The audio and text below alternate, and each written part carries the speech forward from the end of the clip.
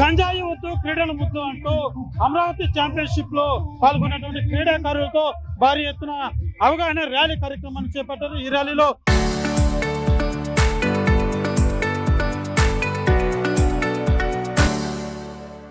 జిల్లా కలెక్టర్ అదేవిధంగా ఎస్పీ కూడా పాల్గొంటున్నటువంటి పరిస్థితి ఉంది. సార్ చెప్పండి సార్, ఏదైతే ఈ యొక్క ర్యాలీ అన్నది ఏ రకంగా జరగాలంటున్నారు? ఈరోజు మనం చూసుకుంటే మన భారతదేశంలో కానీ ఆంధ్ర రాష్ట్రంలో కానీ డ్రగ్స్ బారిన పడే వాళ్ళు ఎక్కువ మంది యువతగా ఉన్నారు. ముఖ్యంగా పిల్లలు ఉన్నారు, స్టూడెంట్స్ ఉన్నారు.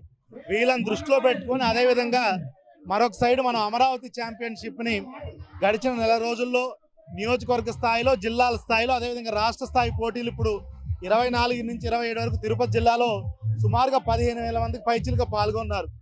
ఒకవైపు మనం ఈ డ్రగ్స్ భూతాన్ని మనము తరిమి కొట్టాలంటే ఖచ్చితంగా క్రీడలు అనేది ఒక మార్గంగా మనం ఎంచుకోవాలి. తల్లిదండ్రులకి, పిల్లలకి, అందరికి కూడా దీనికి ఒక అవగాహన కల్పించడానికి ఈరోజు డ్రగ్స్ వద్దు బ్రో కార్యక్రమంలో భాగంగా Khelo India, fit India and drugs వద్దు క్రీడల ముద్దు అనే నినాదాలతో జిల్లా వ్యాప్తంగా జిల్లా యంత్రాంగం కూడా ఈరోజు శాప్ వాళ్ళతో కలిపి మెగా ర్యాలీ నిర్వహించడం జరుగుతుంది. ఎందుకంటే స్పోర్ట్స్ టేకప్ చేస్తే ఖచ్చితంగా కూడా డ్రగ్స్కి దూరం అవుతారనేది మా నమ్మకం. అందులో భాగంగానే ఈ ర్యాలీ నిర్వహించడం జరుగుతుంది. ప్రధానంగా పోలీసులు కూడా ఎప్పటికప్పుడు ఒక అవేర్నెస్ ప్రోగ్రామ్ అనేది కూడా నిత్యం చేపడుతూనే ఉంటారు. ఇవాళ క్రీడాకారులతో ఈ యొక్క ప్రోగ్రామ్ చేపట్టడం ఎలా ఉంది సార్? ఈనాటి కార్యక్రమం ద్వారా యువత అందరికీ ఒకటే సందేశం,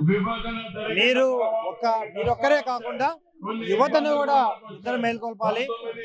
మంచి కమిట్మెంట్ గా, డెవలప్మెంట్ ఓరియంటెడ్ గా, అభివృద్ధి పథంలో ముందుకు వెళ్ళడానికి మంచి మార్గాన్ని ఎన్నుకోవాలి తప్ప వ్యసనాలకు పాల్పడకుండా, వ్యసనాలు పాల్పడే వారిని కూడా మీరు కట్టడి చేయాల్సిన బాధ్యత ఉంది.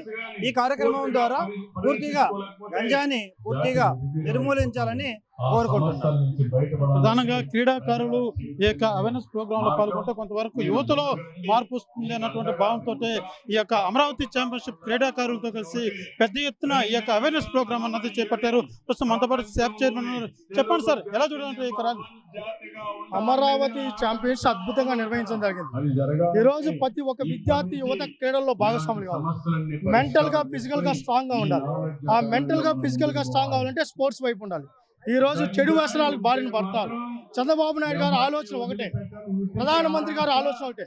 ఈ యువత ఈరోజు గంజాయి డ్రగ్స్ బారిన పడడానికి వీల్లేదు. అలాంటిది ఏదైనా ఉంటే మక్కిలు కొట్టే పరిస్థితి రాష్ట్రంలో ఉంది. అందుకనే ఈరోజు అమరావతి ఛాంపియన్షిప్ ఇక్కడ క్రీడాకారులు కానీ, విద్యార్థులు కానీ, ఎన్సీసీ కానీ, ఎన్ఎస్ఎస్ పిల్లలు కానీ ఒకటే, ఎక్కడ రాష్ట్ర చరిత్రలో జరగని విధంగా ఒక అవేర్నెస్ కార్యక్రమం చేయాలనుకున్నాం. ఎవరైనా స్పోర్ట్స్ ఆడిన తర్వాత ఇంటికి వెళ్తారు, కానీ ఇక్కడ ఉన్న స్పోర్ట్స్ మెన్స్ అందరూ కూడా ఈరోజు రాష్ట్రానికి ఒక మెసేజ్ ఇవ్వాలనుకున్నారు. అందుకే ఇది ఒక మెసేజ్ కార్యక్రమం కూడా భాగస్వాములు అవుతున్నాం.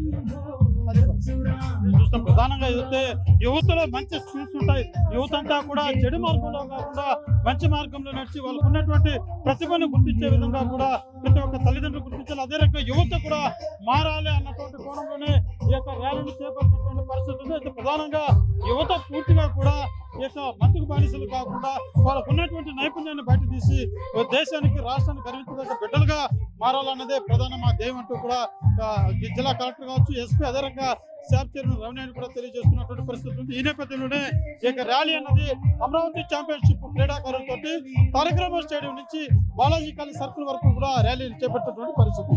కెమెరా పర్సన్ కోటితో సురేష్, RTV, తిరుపతి.